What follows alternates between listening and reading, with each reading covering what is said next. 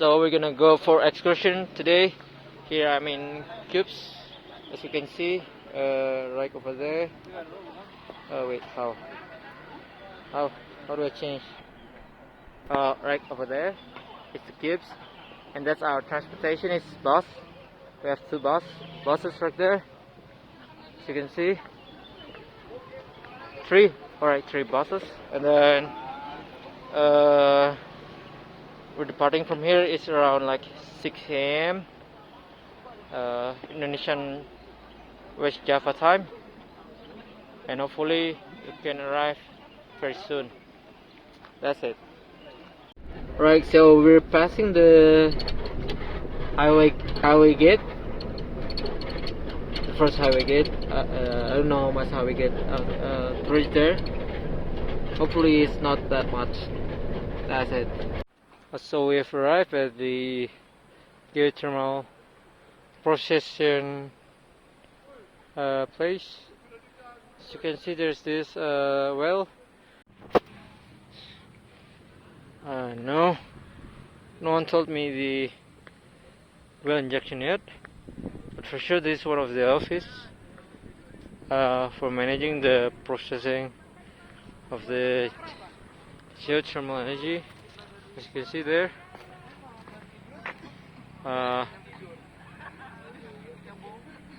Pertamina is like national company or BUMN in here, and it says as geothermal energy. Sekarang berada di lab Sabu Bang Bu. Yang cukup dalam, target itu bisa di atas 2000 meter dalam. Dan kita tidak ingin ada air di permukaan, shallow reservoir yang airnya dingin. Ya air permukaan kan dingin ya, temperaturnya ya paling sekitar 20 derajat Celcius. Kita nggak mau air itu masuk ke lubang kita dan nanti efeknya malah jadi menimbulkan reservoir kita seperti itu. Jadi fungsinya itu dua, yang untuk menjaga lubang dan juga untuk mencegah air yang tidak diinginkan masuk ke reservoir. Nah, kalau kita lihat di sini casingnya benar-benar tertutup semua. Nanti ketika sudah kita masukkan casing, kita akan pompakan yang namanya semen. Semen itu fungsinya untuk melindungi si casing ini juga dari air-air di bawah tanah.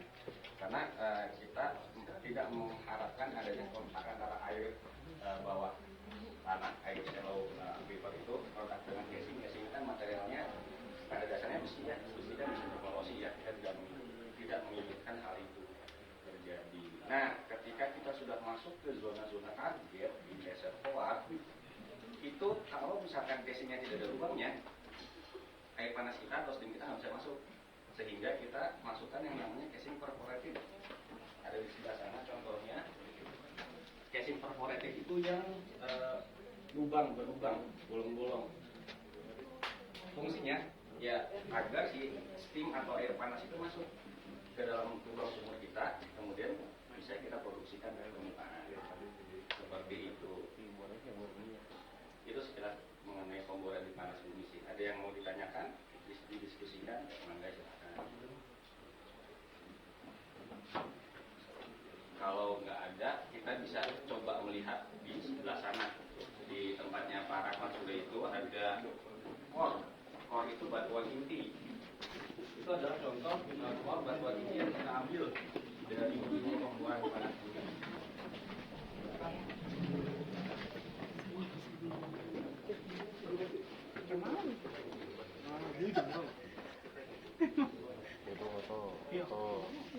Nah, ini adalah contoh core atau batuan inti yang kita ambil dari pemboran panas bumi. Nah, kalau misalkan kita lihat ini kan andesite ya. Ini core asli dari Kamojang.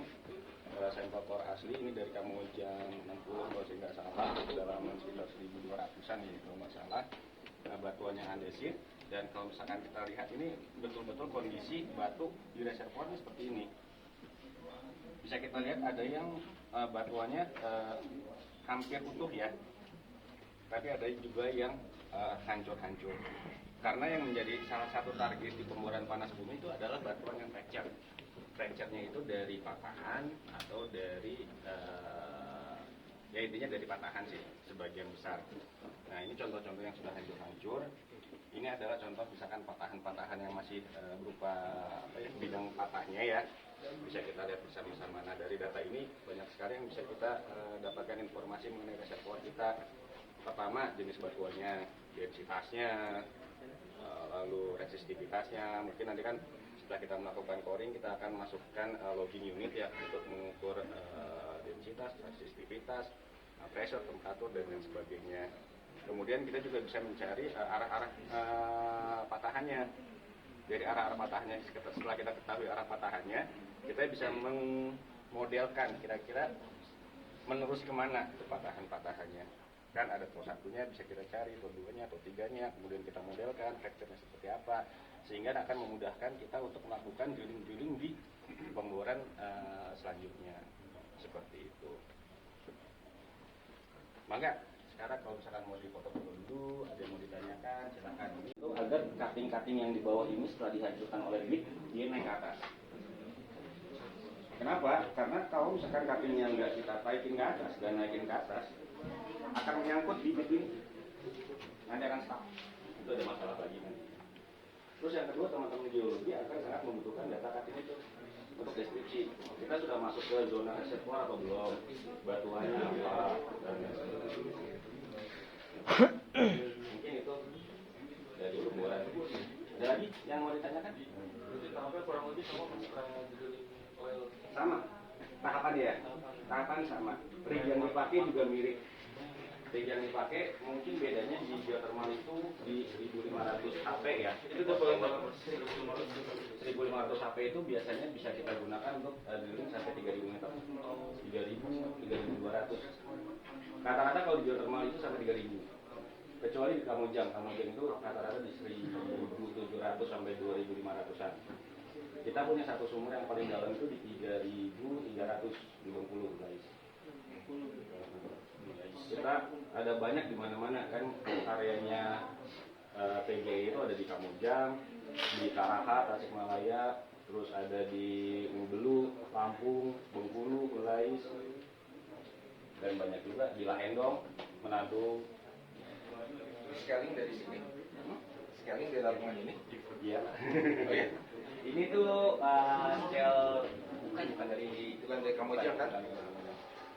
Kalau di Kamojang karena kan sistemnya Kamojang itu dia satu paksa teman-teman sekalian. Jadi semua yang dihasilkan dari sumur itu sudah berupa steam.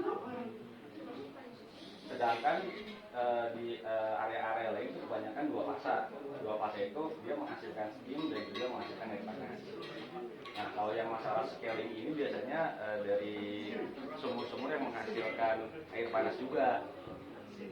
Karena scaling itu biasanya kalau nggak silika, kalsit. Nah, silika sama kalsit ini kan solubilitasnya larinya ke air ya, bukan steam. Jadi ketika ada air, kandungan silika dan kalsitnya tinggi, sangat mungkin terjadi scaling. Apalagi kalau misalkan kita nggak kontrol pressure atau temperaturnya. Karena kan kalsit sama silika punya indeks kapan dia mengendap, dan itu dikontrol sama pressure sama temperatur.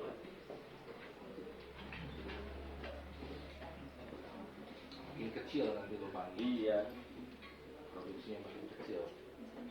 Kita biasanya monitor pressure-nya. Apabila pressure sudah ada anomali kenaikan, itu berarti salah satu tanda-tandanya ada scale. Kayak ini scaling tuh kayak apa namanya? Kolesterol.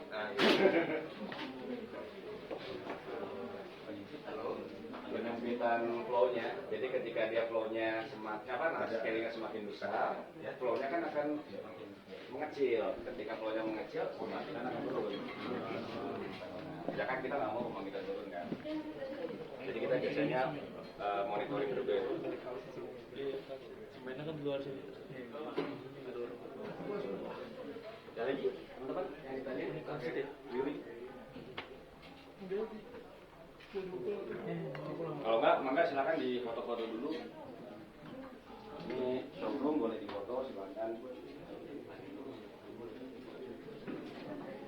Ini rata-rata dari mana asalnya? Luar Jawa? Banyak? Jawa.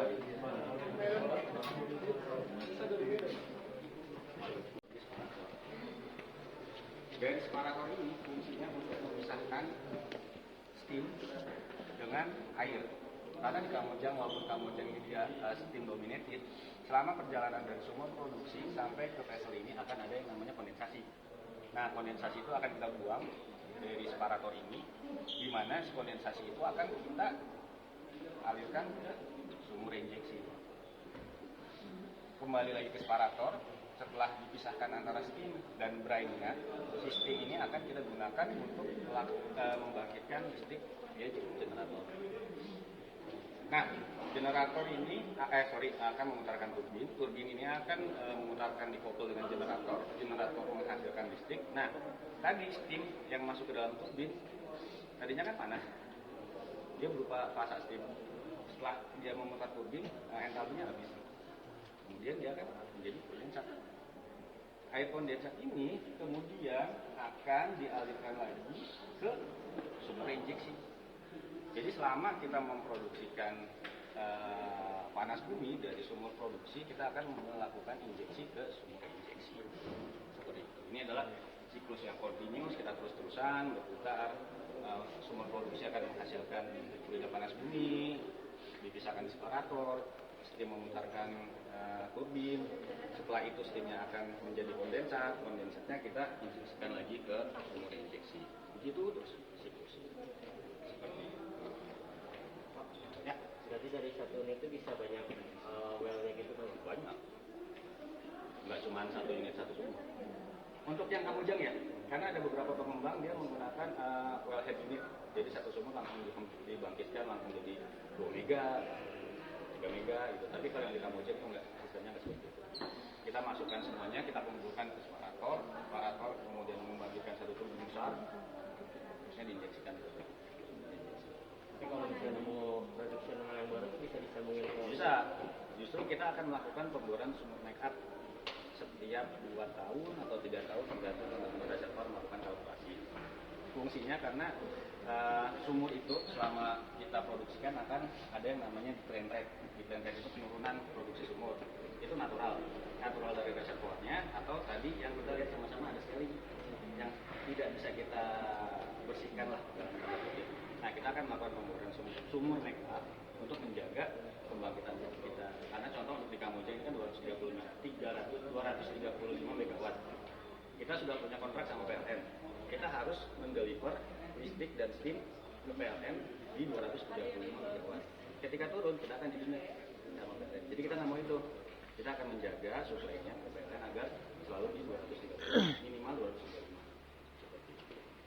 Kalau misalnya fluida yang diproduksinya nggak seimbang sama yang natural recharge atau injeksi yang masuk, terus nanti bakalan gimana? Ya, reservoirnya akan turun. Jadi ketika kita terlalu banyak melakukan eksploitasi di reservoir kita dan kita tidak balance antara injeksi yang masuk sama natural recharge-nya, pressure-nya akan turun, otomatis flow-nya juga akan turun. Terus gimana kalau di contoh kasus ya di Amerika itu dia menginjeksikan surface water air dari danau, sungai diinjeksikan lagi. Nah, Kamojang juga sedang mencoba melakukan itu. Makanya kita ada salah satu proyek, nanti kita akan coba menghimpun air, kita injeksikan lagi ke reservoir.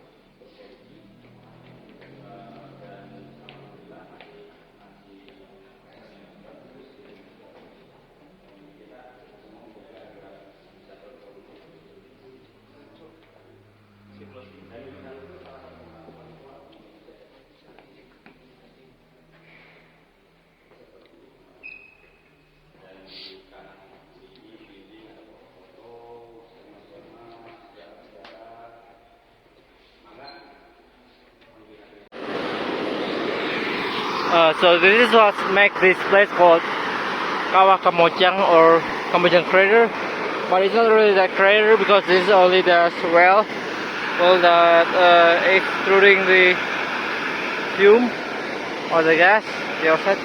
Perhaps probably like 200 degree or 100 degree, above 100 degree for certain, but pressure is high, so the steam keeps coming out and on and on. Right, I guess that's it.